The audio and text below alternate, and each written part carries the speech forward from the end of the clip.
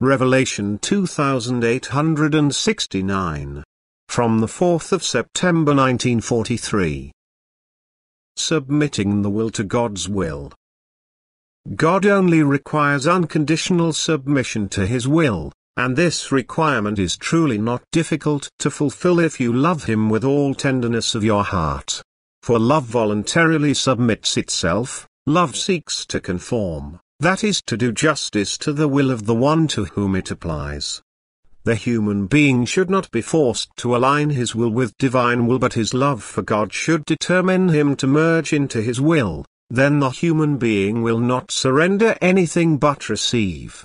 Through the godlike will the strength flows to him to also carry out His will, and he becomes an aspirant of the spiritual kingdom, which means that he can also enjoy the glories and delights of this kingdom, that he is blissfully happy and Christ's promise is fulfilled in him, what no man's eye has ever seen and what no man's ear has ever heard, these I have prepared for those who love me.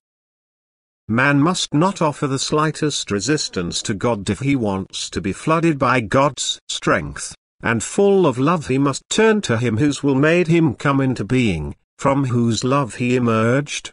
And thus his love must impel him to completely give himself to Him. His love must determine him to relinquish his own will and only want what corresponds to God's will, thus to be of the same will as Him. He then surrenders his own will but receives infinitely more in return. He becomes free and strong.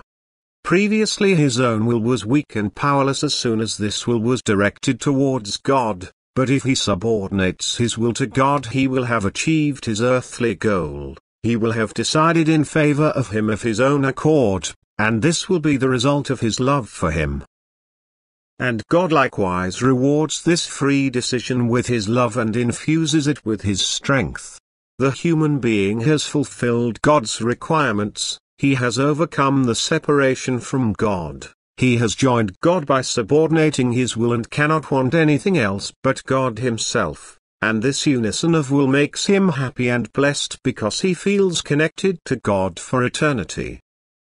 Amen.